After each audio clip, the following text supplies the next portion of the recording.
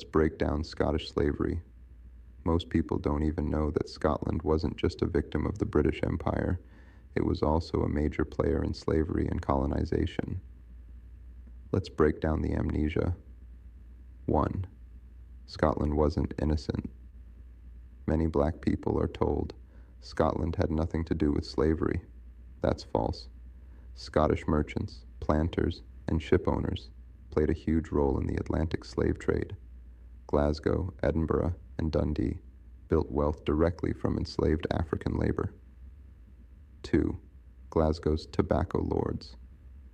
In the 1700s, Glasgow became rich off the back of enslaved Africans in the Caribbean. The tobacco lords controlled massive plantations in Virginia and the Caribbean, using slave labor to fuel Scotland's rise. Streets in Glasgow still bear their names today. Step 3. Scotland's role in the Caribbean. Scots weren't just merchants, they were overseers, slave drivers, and plantation owners. In Jamaica, Barbados, and Guyana, Scottish surnames still dominate. That's not coincidence, that's colonization. Step 4. Scottish universities. Edinburgh and Glasgow universities were funded by money made from slavery. Wealthy slave traders and plantation owners donated blood money to build institutions that still stand today. 5. The myth of Scottish poverty. Some argue, but Scots were poor. They were enslaved too. Yes, many Scots were indentured servants or sent to the Caribbean as workers, but the difference is choice and status. Africans were enslaved as property, passed down for generations. Scots could eventually buy freedom, Africans could not. Step 6. Scottish nationalism and slavery. When Scotland joined England in the Union, 1707, Scots gained direct access to the empire's slave trade. Scottish identity was literally tied to benefiting from enslaved African labor. 7. Cultural erasure. Scottish involvement in slavery is erased in mainstream education. You'll hear about William Wallace and Highland clans, but not about the Scots who whipped Africans in Jamaica or who trafficked people through Glasgow's ports. 8.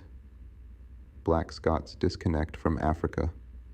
Some black Scottish people claim they are indigenous to Scotland or deny African roots.